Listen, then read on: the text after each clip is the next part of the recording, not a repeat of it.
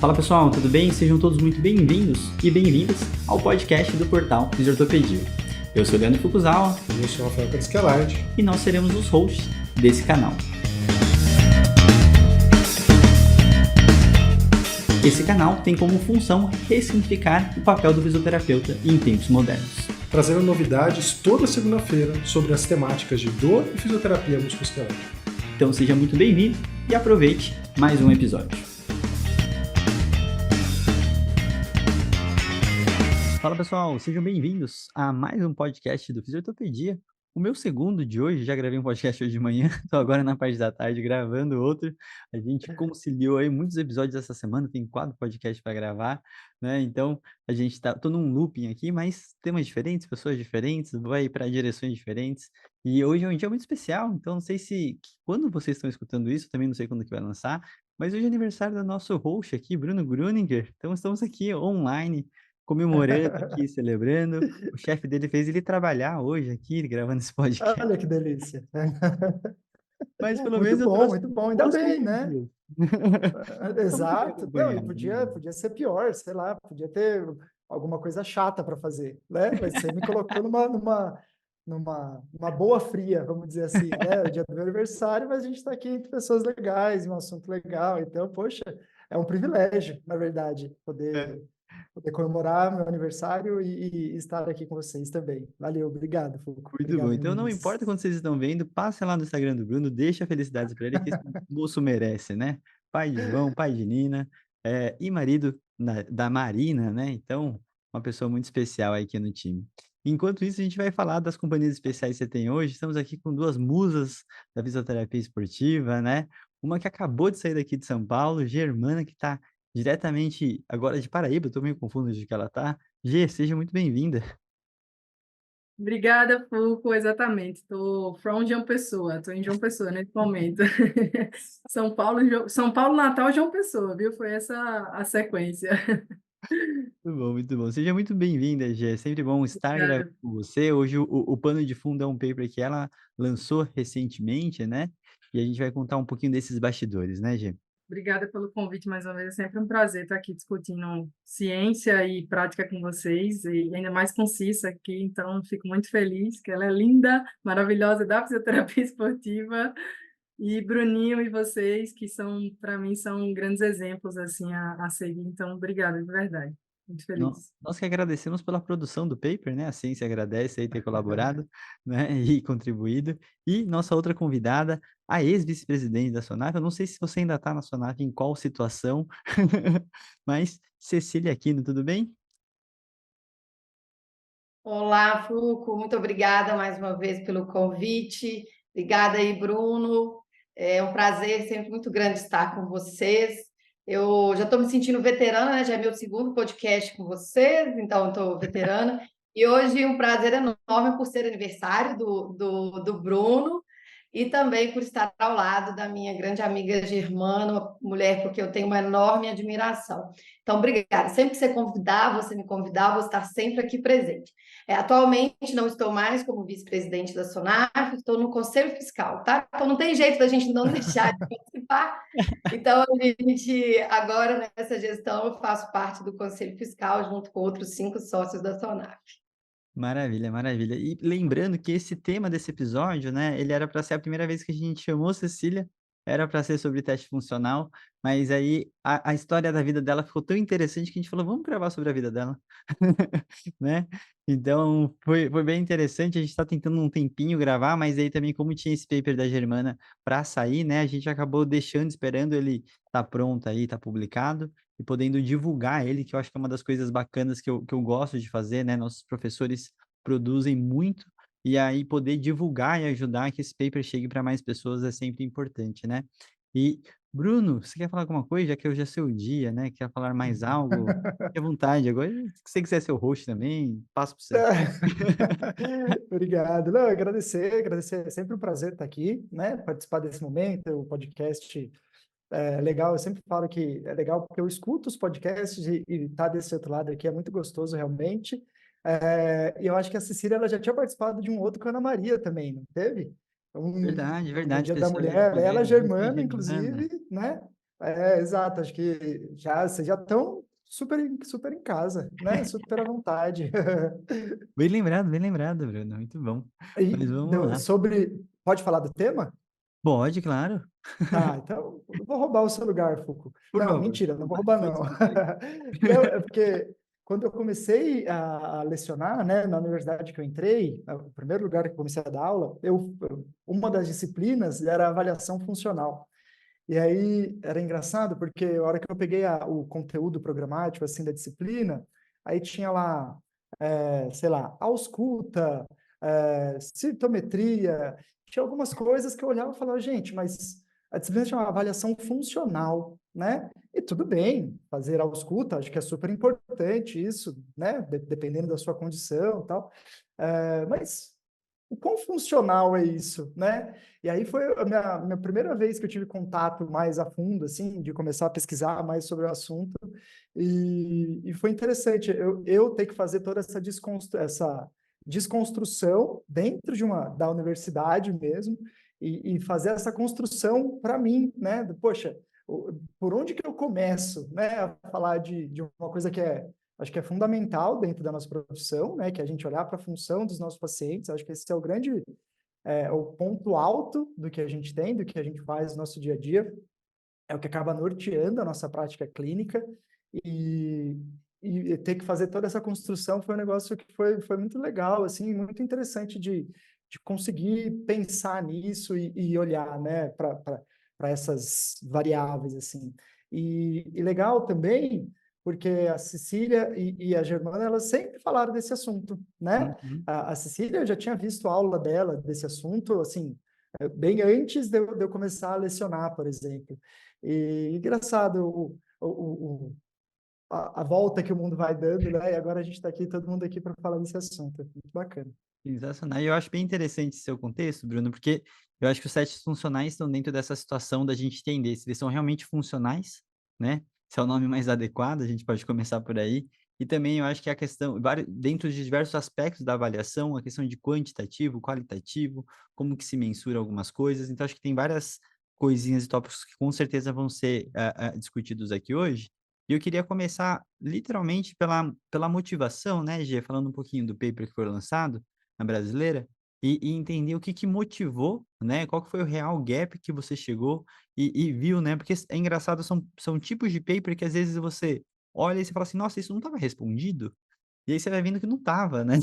Porque é aquela coisa tão comumente utilizada, tá na rotina de todo mundo fala sobre, mas o que que a literatura realmente traz, né? Então, Gê, conta um pouquinho do bastidor, da motivação, quando que começou esse projeto aí e quando ele foi finalizado aí. Acho que esses bastidores são sempre interessantes. Bom, então vamos lá, começar a falar um pouquinho do artigo. Imaginem que vocês são chamados para fazer uma palestra e você tem uma função de levar sobre o que que eu sei sobre esse assunto atualmente.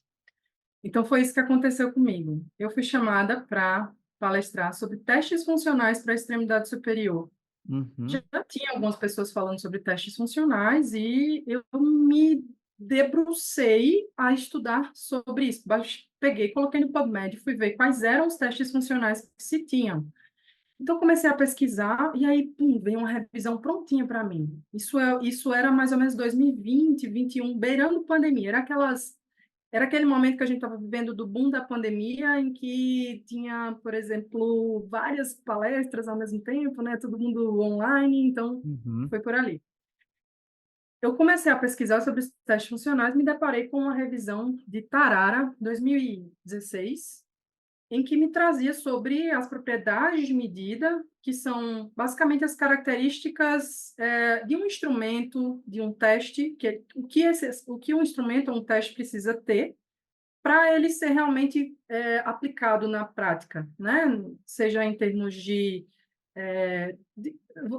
daqui a pouco eu trago as definições um pouco mais detalhadas, né? Mas, por exemplo, quando a gente fala é confiável, eu sei o que eu estou mensurando, então é sobre isso, as propriedades de medida. Esse teste, se eu aplicar esse teste, ele vai me dar ele vai me mostrar alguma mudança dentro do meu tratamento? Ou ele não mostra muita mudança? Eu consigo discriminar um atleta que tem dor e não tem dor em relação a esse teste? Por exemplo, por ser bilateral e ele ter dor unilateral, ele não vai compensar com o outro, é diferente? Então, as propriedades de medida falam sobre isso, né? E dentro dessa perspectiva, eu comecei a entender que, peraí, mas de 2016 até 2020, 2021, teve mais de 9 artigos publicados. Uhum. Isso com atletas, né? A gente focou mesmo nesse artigo em atletas. Então, quando foi no tempo da pandemia, e houve aquela questão de que você é pesquisador, então, o que que eu vou pesquisar? Está todo mundo parado, vamos para online, vamos para a telereabilitação, né? Vamos fazer pesquisas à distância. Então, revisão sistemática era uma delas. Então, foi por aí que a gente começou a caminhar. E aí eu peguei e levei essa ideia para amigos, que eu já tinha. E o mais legal desse artigo, e que eu gosto de ressaltar aqui, é que não tem pesquisador sênior, não tem na área, né, por exemplo, de extremidade superior. Não tem por quê? Porque eu estou começando agora. Eu estou começando nessa área agora. Os outros também pesquisadores que estão envolvidos, eles são recém-pesquisadores, se formaram recente no doutorado igual a mim. Eu me terminei meu doutorado em 2019. Então, Uhum. é um processo de maturação, né, esse desenvolvimento dentro da pesquisa. Acabou que a gente conseguiu montar uma ideia e atualizar essa revisão de Tarara. Então, Tarara, elas incluíram, acho que, se eu não me falo a memória, não sei se foram 6, 7 artigos, posso estar errada, mas a gente incluiu 15 artigos nessa revisão. Praticamente, acho que foram 5, 6, 10, em torno de 9 a 10 artigos adicionais que a gente colocou nessa revisão, que foram publicados desde a revisão dele ou dela, não prestei atenção se era homem ou mulher, mas, enfim, o ponto é esse, Foucault, que coisas que motivam assim a gente, eu coloco sempre o ponto, né? Me chamaram para palestrar. Uhum. Essa palestra me incentivou a fazer uma revisão sistemática sobre o assunto, porque eu sentia falta de alguém falar para mim, o que é que eu sei sobre isso? Então, alguém trazer esse resumão para mim. E como que resume isso? Através, né, de uma revisão sistemática. Então, a gente acabou fazendo e focando mesmo na população de atletas, esse trabalho. Entende? Então, motivou, essa foi uma das motivações. Teve outras motivações que já eram uma linha de pesquisa que eu já estava começando desde a pandemia, que era os testes funcionais, né, aplicados via remota, via telereabilitação.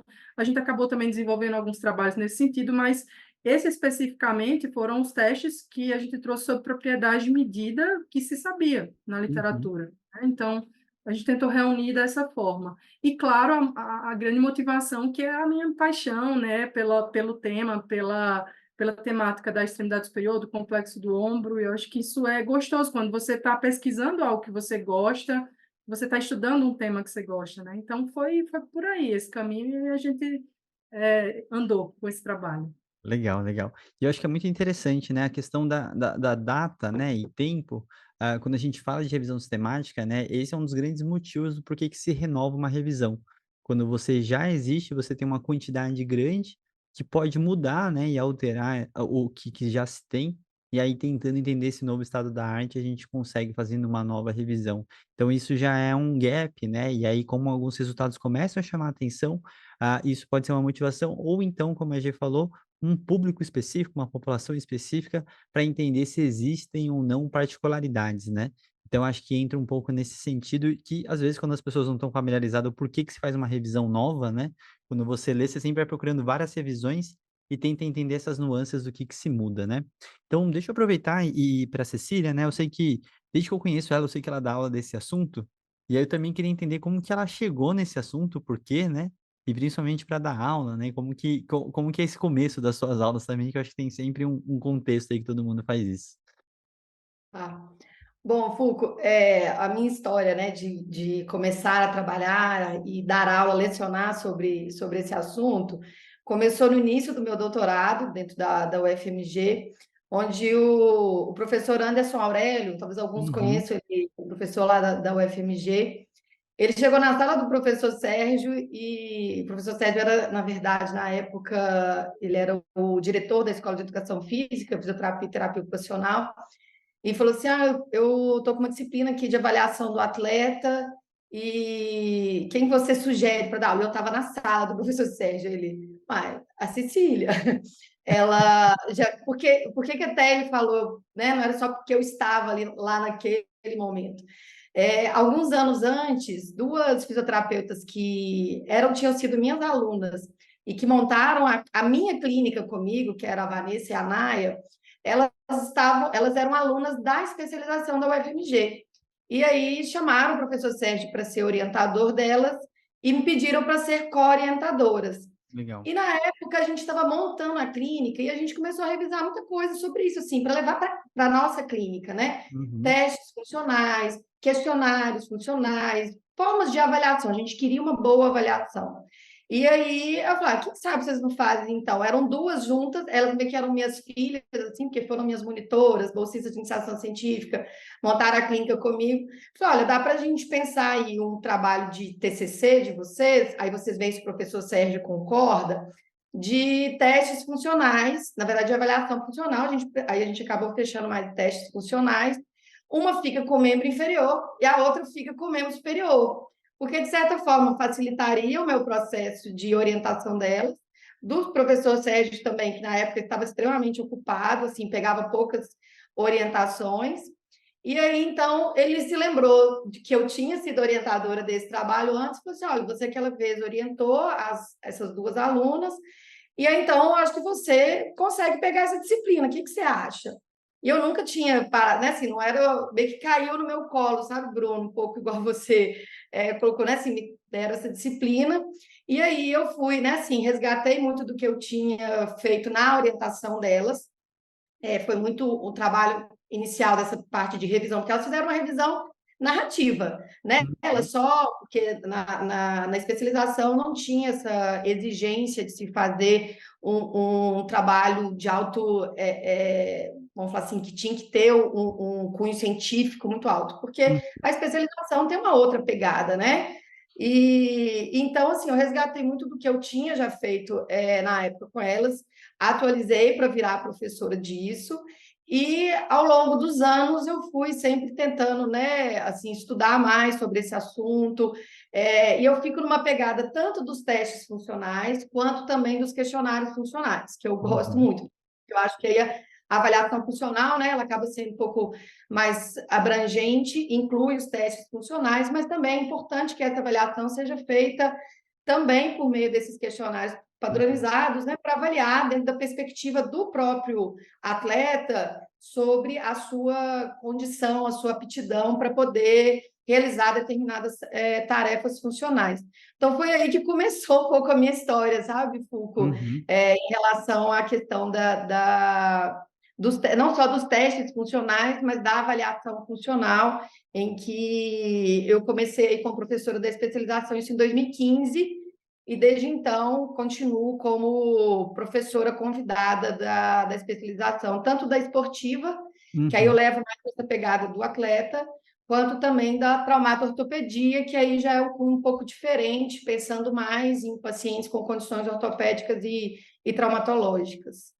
Legal, legal. Eu vou até partir do princípio da tua fala, José, porque eu acho que assim, a gente aqui acho que vai chover numa molhada, mas é óbvio que nenhum teste ou nenhum questionário vai responder sozinho, né? Então, assim, partam do princípio disso, tudo que a gente falar, tá, gente? Então, acho que é importante, senão vai ficar chovendo no molhado. Mas antes de qualquer coisa, eu queria aproveitar, né, a Germana que fez, ou que se quiser complementar depois também, Cecília, que é a gente perguntar o que que é um bom teste, né? Porque a gente, desde a faculdade até os testes especiais, podemos dizer, a gente só aprende um monte e a gente nunca entendeu se é bom, se é ruim, né? Então, eu acho que tem muita gente ainda com dificuldade para falar, e um bom teste não necessariamente que é o que a gente vai usar sempre na prática clínica, né? Então, tem toda uma interpretabilidade do processo que a ciência ainda tem de alguns testes, mas não de todos.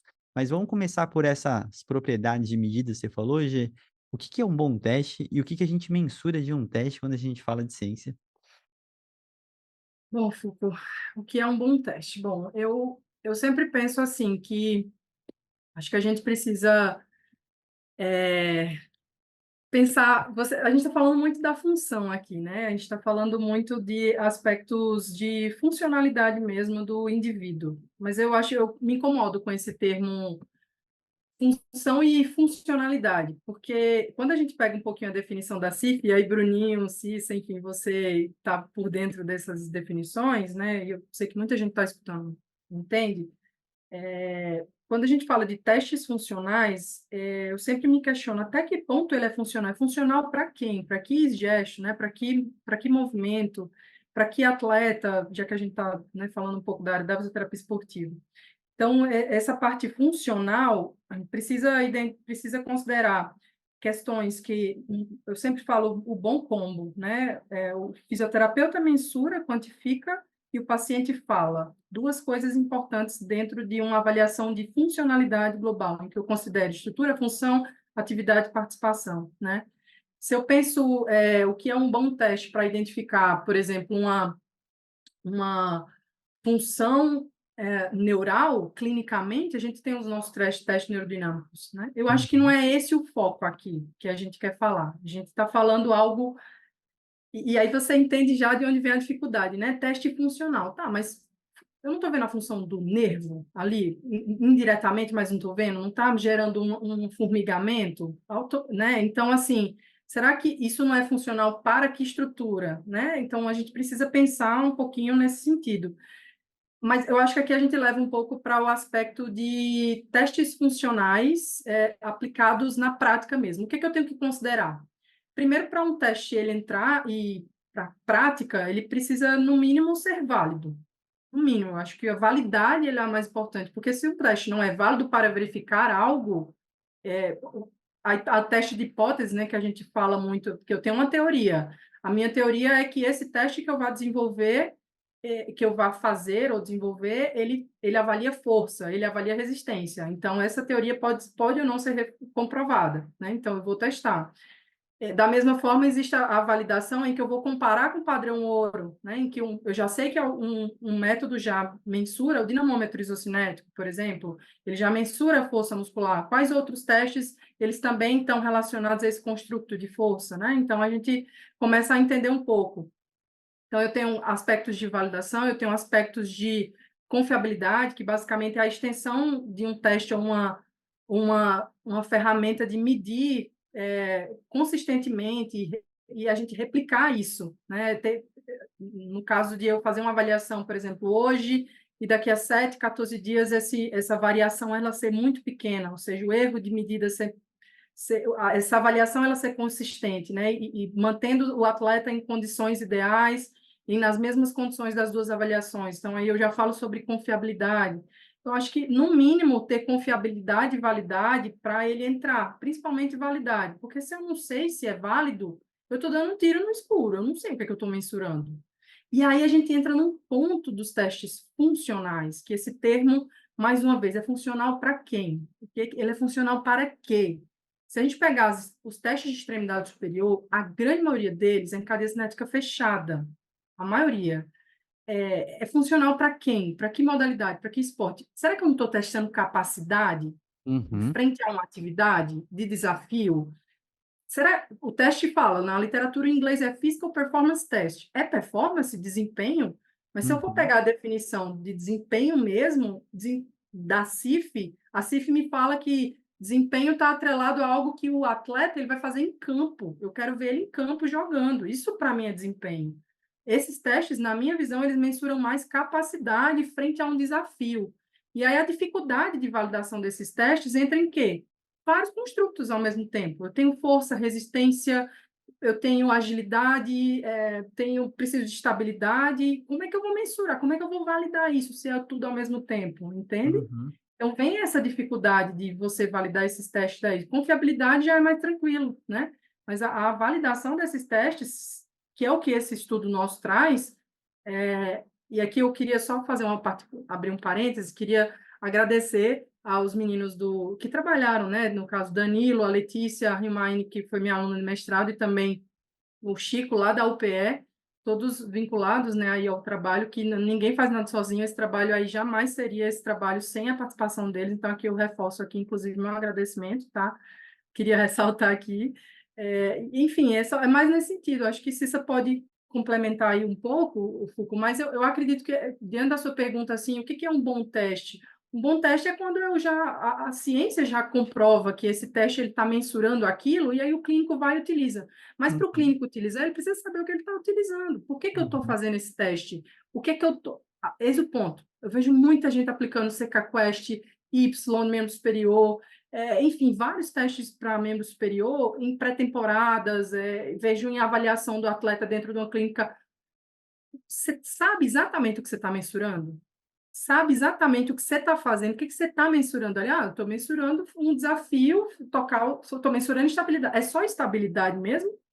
Não tem outra coisa que você está mensurando? Será que eu não estou indiretamente? Porque a validação, se um estudo mostra que ele é válido como um teste de força, por exemplo, isso me mostra uma questão indireta, né, de que eu uhum, estou avaliando uma força também, algo, né? Então, assim, o que esse teste está mensurando? Você sabe exatamente o que ele está mensurando? Então, é interessante ter essa criticidade, porque às vezes eu estou aplicando o teste só para dizer, eu estou avaliando.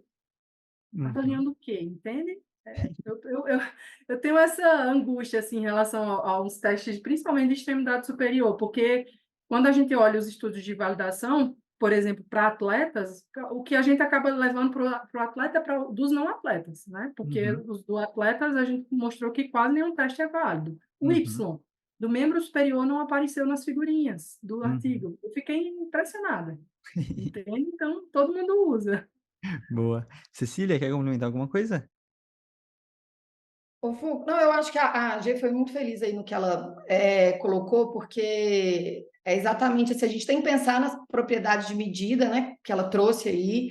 Então, a gente tem que pensar na validade, na confiabilidade, a questão da responsividade, que eu queria também assim, Uhum, chamar a atenção, né? A gente precisa também saber se o teste ele é capaz de capturar essas mudanças que acontecem com o atleta ao longo do tempo e precisa desse julgamento crítico mesmo. Né? Você tem que primeiro pensar que informação eu vou extrair a partir disso. São testes que normalmente têm demandas muito altas. Se a gente pegar também o One Arm Rope Test, que foi um outro que apareceu na sua revisão, né, Germana? Eu normalmente, quando dou aula dos testes funcionais, a gente faz a parte prática. É super difícil de ser executado. Né? O próprio Y-teste membro superior é extremamente difícil, muitos não conseguem executá-los.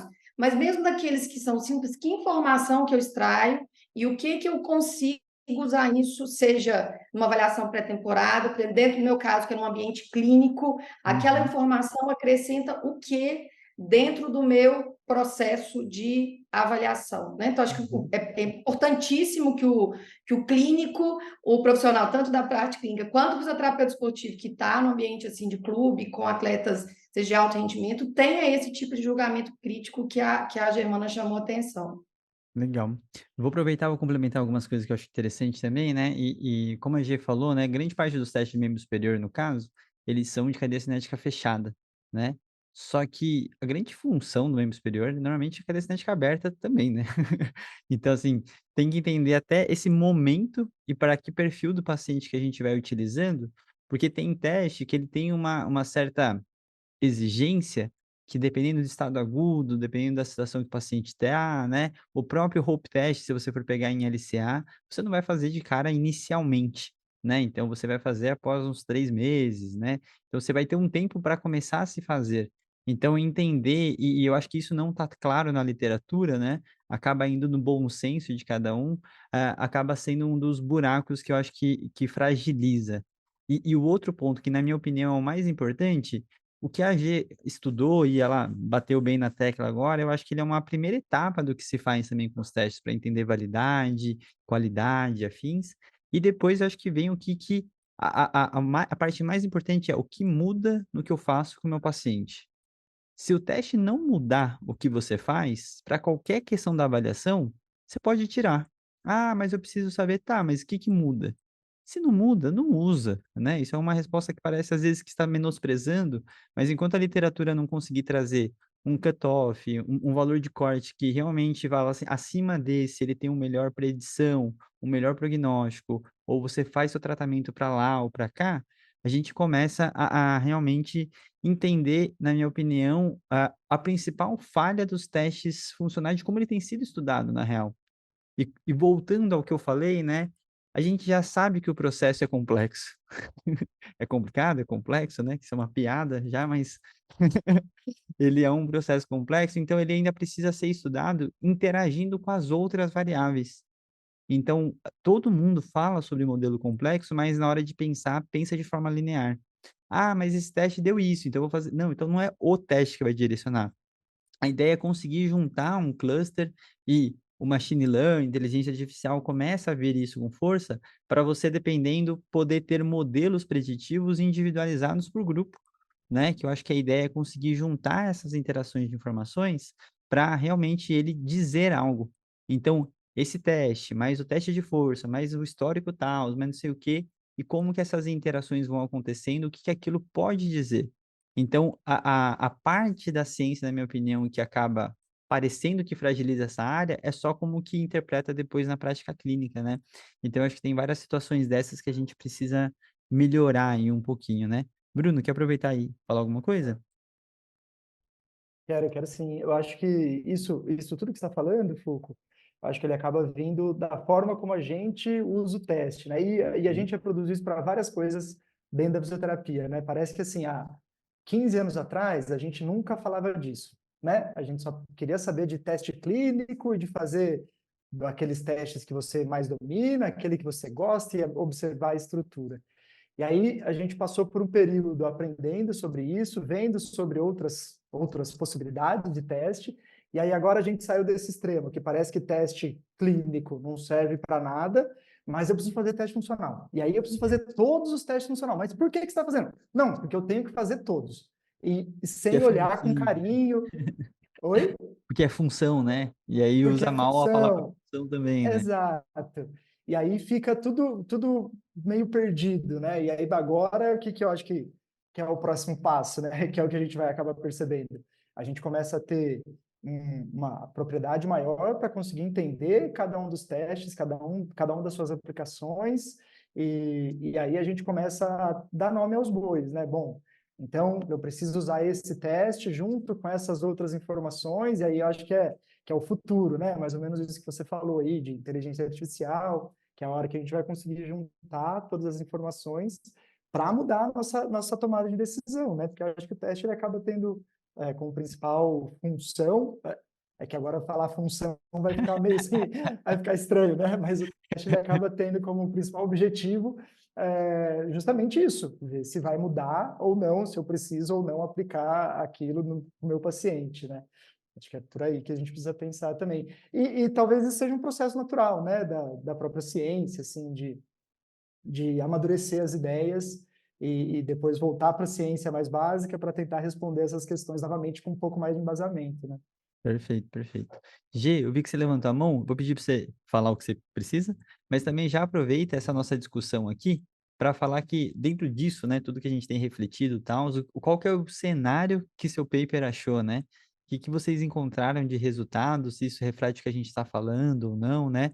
Então, vamos deixar de forma bem prática aí o que teve na literatura em relação a testes de performance de membro superior, né? Beleza, Fulco. Fui olhar aqui a data do artigo, o primeiro artigo que a gente inseriu, que foi 2001, que foi o artigo do CK Quest. Ô, Bruno, Uhum. você lembra a confusão, né? Por que que 91.4, né, de distância entre as mãos, né? Por que isso? Todo mundo começou a usar, né? E aí depois a gente viu que 91.4 era porque eles fizeram a média de uma população X, a média, e dividiram por 2 a altura, a média da altura, e dividiram por 2. Como todo mundo usou 91.4, os outros artigos começaram a reproduzir 91.4. E aí depois veio, né, as distâncias intracromial, né, enfim. E aí outros artigos publicados. Quer dizer, mas se a gente for olhar, é um conhecimento recente, 2001 para cá, e esse Uhum. conhecimento de testes funcionais, testes de performance, se vocês estiverem escutando algo, é o cachorrinho, tá?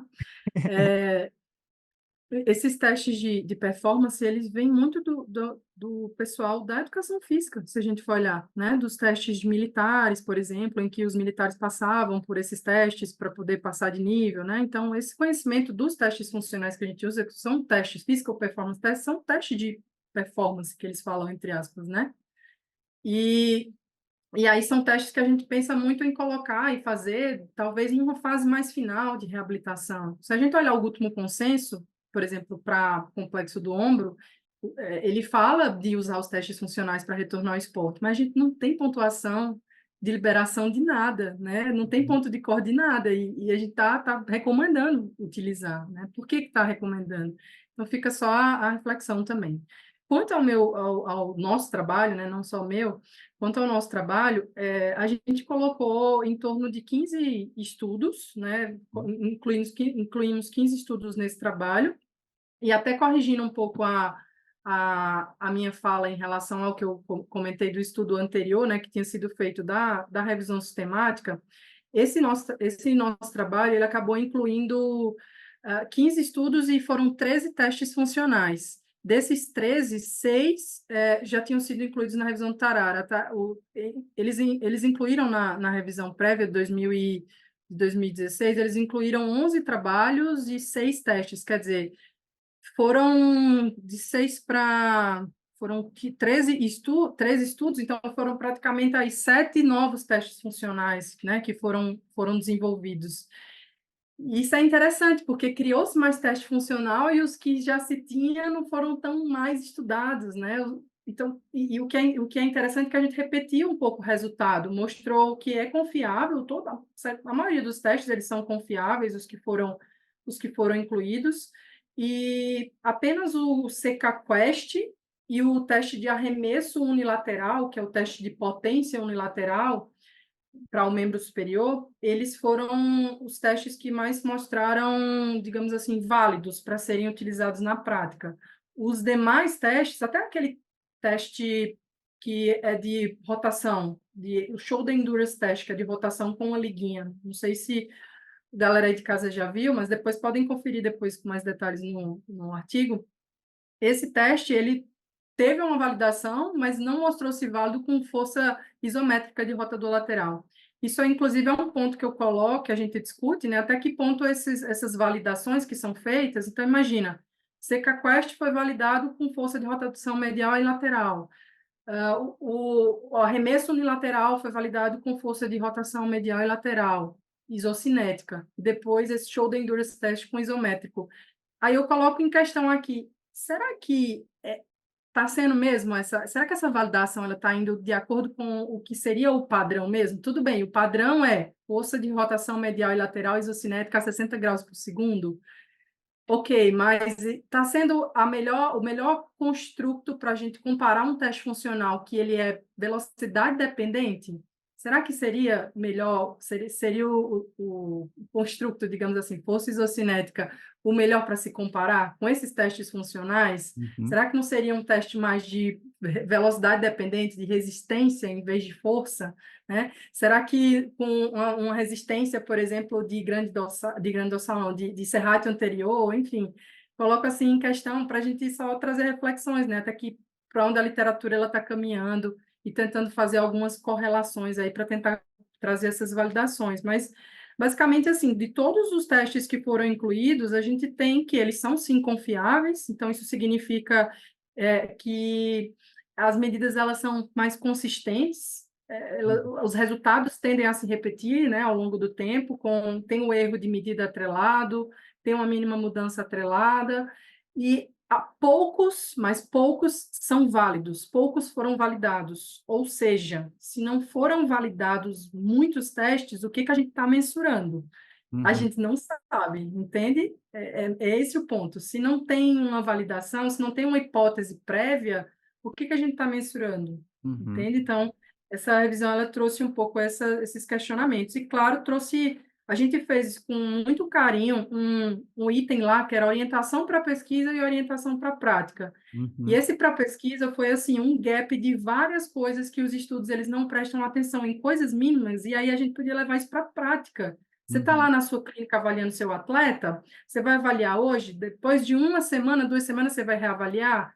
Como é que você garante que você está avaliando nas mesmas condições? Você vai reproduzir do mesmo jeito? Então, é interessante isso, é interessante treinar, manter os mesmos locais de avaliação, ter cuidado na hora da mensuração, procurar medir sempre da mesma forma, né? Perguntar ao atleta se ele está cansado ou não previamente à avaliação, usar uma escala, por exemplo, visual analógica para controlar a dor, avaliar um Borg para avaliar a percepção de esforço, se ele está cansado ou não na hora da avaliação. Então, tem coisas básicas assim que os trabalhos muitas vezes não deixam claro, e aí o clínico também acaba não se atentando nisso, né? Então, é interessante eu coloco esses pontos aqui, porque isso é totalmente atrelado ao que se é feito. A gente tenta, de alguma forma, levar o que está na pesquisa para a prática, né? Então, foi por aí, assim, o resultado. A gente mostrou que tem o nível de evidência, né? Existe um nível moderado de evidência ali para a utilização do CKQuest e do arremesso unilateral em Uhum, relação à sua validação, e a maioria dos testes, eles foram confiáveis. Mas uhum. fica esse ponto. Fiquem abertos, então tem muita pesquisa ainda aí para vir. Perfeito. Só para reforçar também, né, quando a gente fala da confiabilidade em si, é quando o próprio paciente, né, faz 2 vezes seguidas, e isso não há Isso. uma grande diferença entre as vezes que o paciente, o atleta performou, né. Então acho que a Sim. questão ele tem esse tempinho, né, que não pode interferir um teste no outro. Então quando a gente fala da confiabilidade, eu acho que ele seria o mais fácil, né, de ser cumprido, então que bom que pelo menos confiáveis eles são, né. E aí eu acho que o resto é entender bem propriedades para outras direções, né. E aí pensando, eu vou até puxar para a Cecília, e no final das contas, como que a gente ensina para as pessoas, né? A gente ensina a fazer porque tem que fazer? A gente ensina em situações específicas? Como que você tem passado isso em aula, Cecília? Ótima pergunta, né? E eu gosto sempre de tentar trazer isso dentro das minhas aulas sobre essa temática, que é um pouco que vocês já colocaram, né? Todo mundo quer falar de função, mas essa é a nossa identidade enquanto fisioterapeuta, né? A nossa identidade como fisioterapeuta, ela está atrelada ao movimento funcional. Então, de Uhum, alguma forma, tem que estar presente, a gente tem que fazer uma avaliação funcional. E independente, né, assim, o quão abrangente, e aí eu acho que o que a Germana trouxe da questão da nomenclatura me incomoda demais também, Germana, essa questão do que é capacidade, o que é desempenho, porque uhum, o nome do teste são testes de performance, mas se eu levar para a CIF, performance não é definido desse jeito, então, assim, é importante a gente começar a caminhar nisso, e o que o Bruno trouxe dessa linha do tempo, né, de quanto que a gente tem tentado vamos falar assim, avançar e a gente foi mudando, é que inicialmente a gente realmente ficava só em testes clínicos. E, na uhum, verdade, até testes clínicos médicos, né? uhum, Pensando muito mais. Eu fui formada assim, aprendendo nas minhas aulas a fazer Lachman, gaveta, teste de Job, era isso que a gente aprendia nas aulas de avaliação. E aí, hoje, graças a Deus, a gente já não vê isso. Mas me preocupa quando eu, por exemplo, muitas das vezes eu vou dar aula e vários alunos falam que não aplicam nenhum teste funcional e nenhuma escala ou questionário funcional na sua avaliação. Isso não é pouco comum, tá? uhum. É extremamente comum. No início, então, era muito mais, eu acho que hoje as próprias universidades, os cursos têm avançado nisso, né, com os professores mesmo, isso tem diminuído, mas ainda é muito frequente. Então, é inconcebível ter uma avaliação de um fisioterapeuta que não contemple isso. E é o que acaba me preocupando quando a gente vê que na fisioterapia as pessoas falam assim, nossa, o jeito que você me avaliou, outro fisioterapeuta não fez nada disso comigo. Isso me preocupa, nós estamos falando da mesma profissão, Uhum. né? Quando alguém chega para mim e fala assim, a sua avaliação foi muito diferente da do ortopedista, do médico, eu falei, claro, tem que ser. A do médico, obviamente, ela tem que ser diferente da minha. E a nossa identidade profissional, ela está ligada à questão da função. Então, por isso, assim, eu acho que ela tem que começar já na hora da anamnese, quando a gente está colhendo a informação, em que sempre quando a gente pergunta a queixa principal, né, aquilo que trouxe a pessoa ali, eles sempre falam, eles vão levar para alguma coisa muito de estrutura e função do corpo, né? 90% vai ser dor. E eu sempre acho assim, mas essa dor te limita, te incapacita ou te impossibilita de fazer o quê? Porque eu tenho que levar para o aspecto funcional. Né? Porque isso está atrelado à minha identidade enquanto fisioterapeuta. E muitas vezes isso não acontece. Da mesma forma, na hora da expectativa dele com o tratamento, né? Então, o que que você veio buscar aqui? O que que você espera com o tratamento? Também, mais de 90% vai falar comigo, eu quero melhorar a dor. Tá, mas você quer melhorar a sua dor para fazer o quê? Para voltar a fazer o quê? Né? E são perguntas básicas, mas é que a gente vê que a gente trabalha isso. A hora que eu pego o aluno no estágio, ele continua reproduzindo esses erros, e a gente continua vendo isso na nossa prática clínica. Então, eu fico muito feliz que a gente tenha avançado na ciência com relação, né, o que a G trouxe aí do trabalho dela, né, mostrando que de 2016 para uma revisão de 2023, em 7 anos, avançou aí, né, com outros novos testes surgindo. E eu acho que agora a ciência tem que avançar para que esses testes agora contemplem aquilo que nós clínicos queremos. Então, por exemplo, eles têm que trazer dados de mudança mínima clinicamente importante, porque isso é super bacana para a gente transmitir para o nosso paciente, para o nosso atleta. O que representa eu ter aumentado 10 centímetros no Hope Test, da avaliação inicial para agora? Isso é um dado que isso diz alguma coisa? Né? Então, é aquilo que a G colocou, assim, a gente entender, usar o teste para que ele me dê alguma informação que seja, pelo menos, para que motive aquele atleta, aquele indivíduo, a entender que ele está melhorando. E a gente pare de falar nas nossas evoluções que o paciente melhorou. Ah, você melhorou bastante, mas melhorei quanto?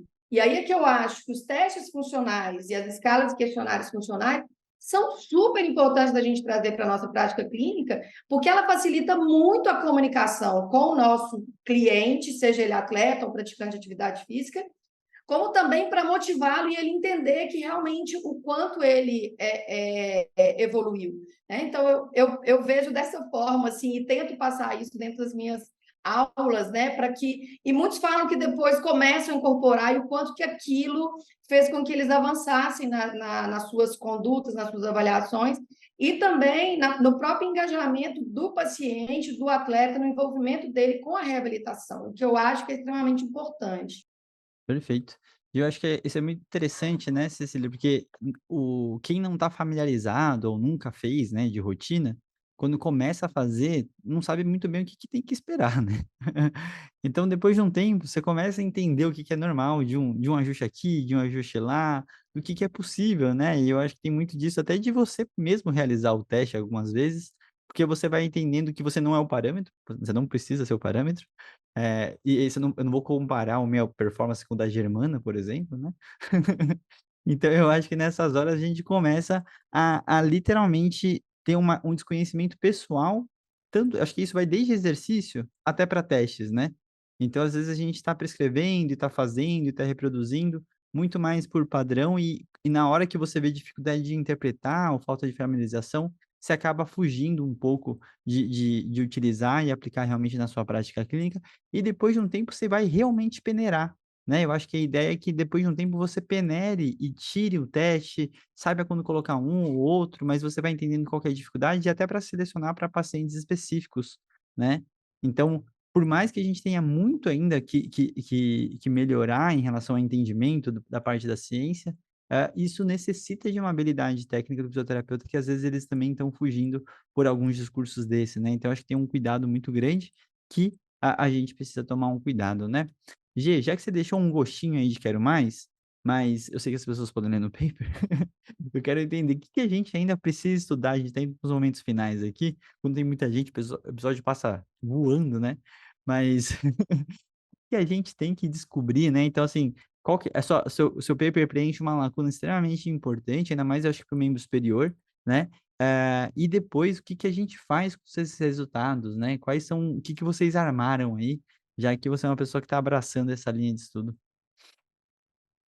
Eu acho assim que esse trabalho ele veio para direcionar principalmente para a área da pesquisa, pensando como eu falei, nos gaps que existem e que o pesquisador que vai trabalhar com um teste específico, né, vá, enfim, prestar atenção. E, bom, eu posso elencar aqui alguns pontos relacionados a coisas que a gente identificou. 70%, por exemplo, da amostra que incluída foram homens, Quer dizer, Uhum. ninguém está estudando teste funcional para mulher no atleta, né? Como é que está essa nossa generalização dos resultados? Como que fica, né? A faixa etária que a gente investigou, né, na verdade que caiu dentro desses trabalhos, foi atletas jovens, não chegou nem a 30 anos, né? A média de idade. Então, claro que tem o desvio padrão, mas a média de idade não chega a 29, 28 anos. Então, assim, como que está além dos 30, a galera dos 40, os atletas, né, de 40 anos, assim, mas enfim, modalidades da mesma forma, diferentes modalidades, e acabou incluindo overhead em todos esses trabalhos, mas e por modalidade, né? Tem muito estudo que dá para fazer, inclusive TCC, de valores de referência por faixa etária, por sexo, por modalidade. Dá para desenvolver muito trabalho nesse sentido, de trazer valores de referência em saudáveis, valores de referência em atletas, né? Valores de referência em indivíduos que têm dor no ombro e que sejam atletas, e especificamente em relação a essas propriedades de medida, tem um leque assim, de opções. Todos esses que a gente identificou que, por exemplo, a evidência ela não está realmente forte para muitos da grande maioria dos testes. Então, você é só mudar um pouco a população, a faixa etária, trazer mais mulheres, fazer só em mulheres, quer dizer, isso já é um trabalho, né? Isso já é uma resposta que você dá para a literatura. E coisas que a gente se atentou, por exemplo, muitos trabalhos eles não citam COSMIN, que é um guia, da mesma forma que a gente tem guias para fazer ensaios clínicos, guias para desenvolver estudos transversais, revisões temáticas, a gente tem um COSMIN para planejar, conduzir e reportar um trabalho que envolva alguma propriedade medida. Muitos trabalhos não envolvem isso, né? Se preocupar com coisinhas básicas da coleta, como a estabilidade do atleta, condições em que o atleta está sendo mensurado, por exemplo, dar intervalo de uma avaliação para outra, enfim, tem vários aspectos assim que poderiam ser elencados e que a gente acabou elencando dentro de um guia lá específico para pesquisa. Uhum. E também um dos pontos que pegou, que diminuiu muito a qualidade metodológica, foi o tamanho amostral dos trabalhos. O COSME ele acaba pedindo amostrar um mínimo de 50 atletas dentro do trabalho de confiabilidade e validação, principalmente de validação.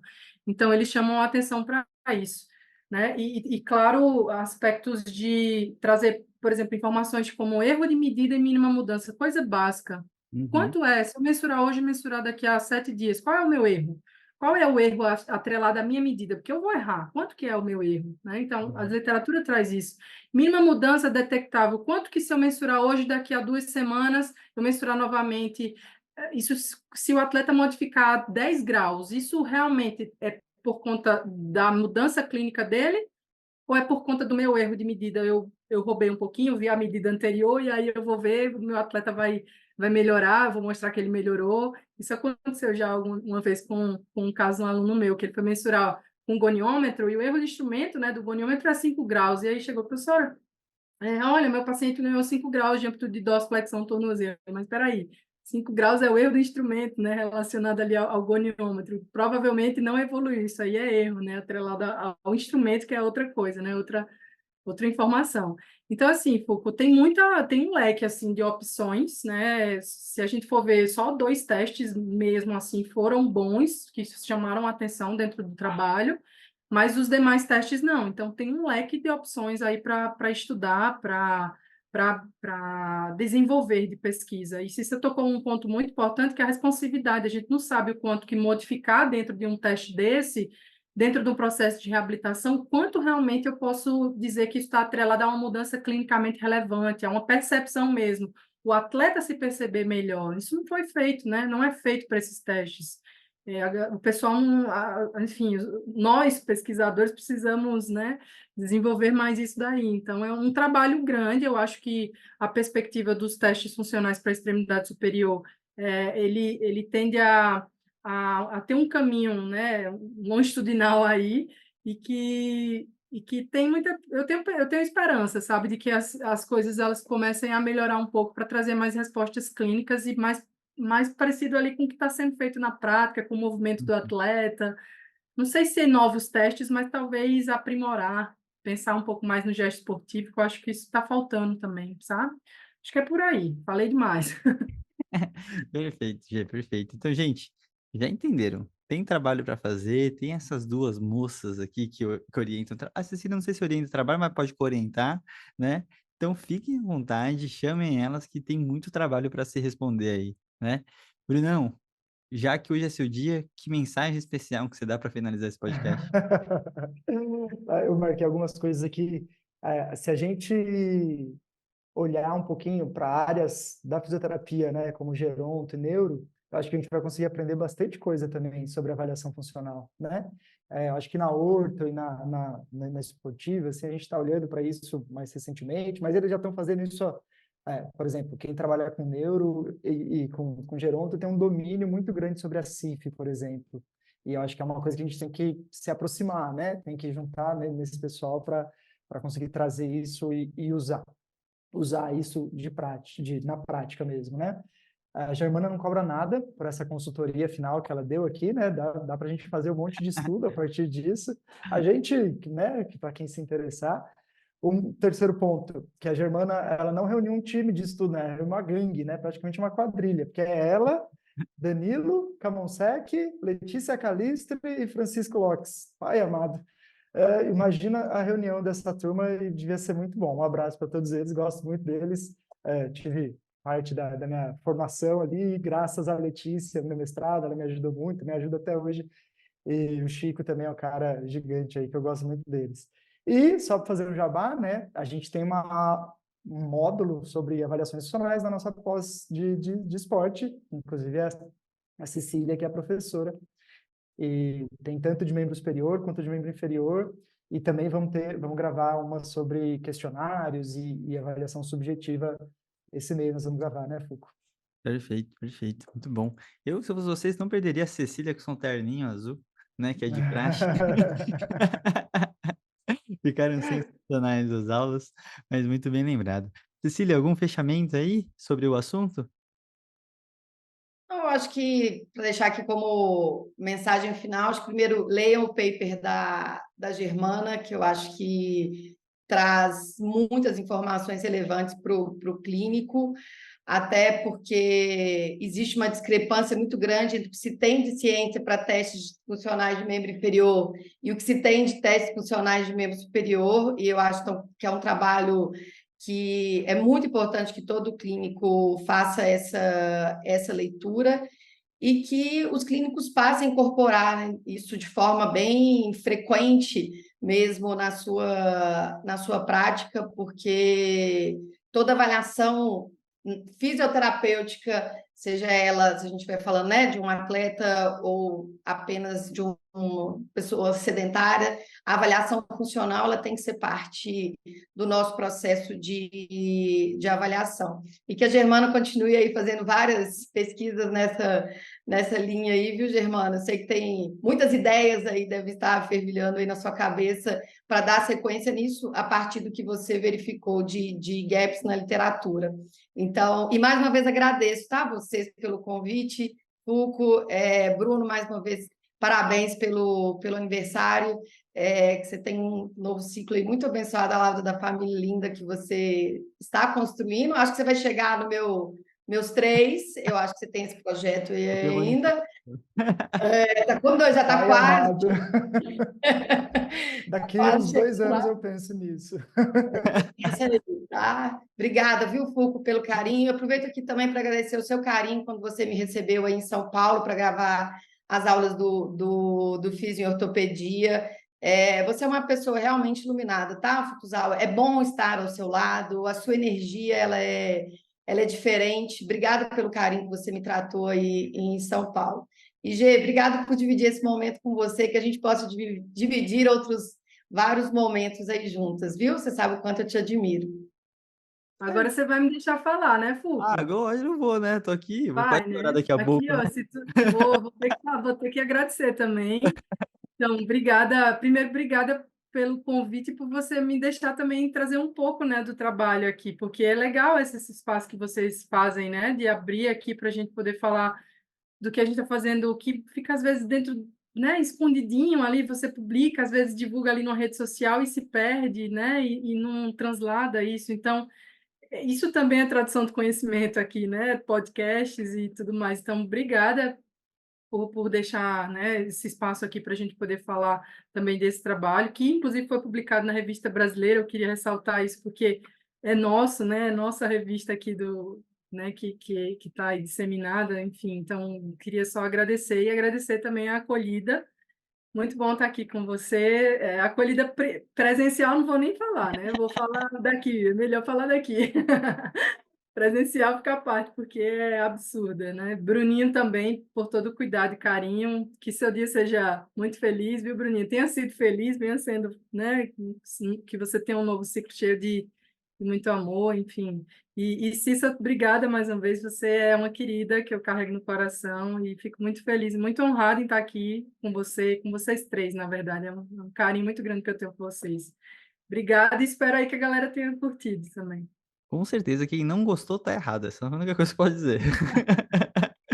Mas com certeza, só queria agradecer também todo mundo, acho que tudo que a gente faz, isso aqui é o fisiortopedia, né, de uma forma muito genuína, né, então essa parte de celebrações, né, pessoais, interpessoais, acho que ela faz parte aí dessa rotina que a gente tem, e eu tenho muito orgulho de ter reunido pessoas que eu gosto de falar que fazem parte, né, todo mundo tá aqui do meu lado, assim, de uma forma muito especial, todo mundo se doa um tempo, a gente sabe como é difícil todo mundo sair da rotina, né, então, todo mundo quando vem entregando e querendo fazer o seu melhor, e se não faz o melhor, fica chateado, quer fazer de novo, quer melhorar e fica num ciclo que a gente fica muito feliz. Eu sou menos preocupado com o conteúdo, né, porque as pessoas que eu chamo, eu sei que o conteúdo é bom, então agradeço publicamente aqui todo o carinho, né, a camiseta germana, o doce de leite, Cecília, então eu também vou recebendo regionalidades aí, e isso é mais especial, mas muito mais especial é o tempo que eu passo com vocês, né. Então, só agradecer, então leiam o artigo, divulguem o artigo, marquem Germano e toda a gangue, né, que o Bruno falou, né, e eu acho que esse episódio é para facilitar, né, a leitura, né, porque aí já está familiarizado, já está entendendo, e aí depois consumir essa ciência, com certeza facilita, né. Então, que essa mensagem chegue para o máximo de fisioterapeutas possíveis. Pessoal, um grande abraço, muito obrigado por tudo aí, e nos vemos no próximo episódio. Grande abraço, valeu.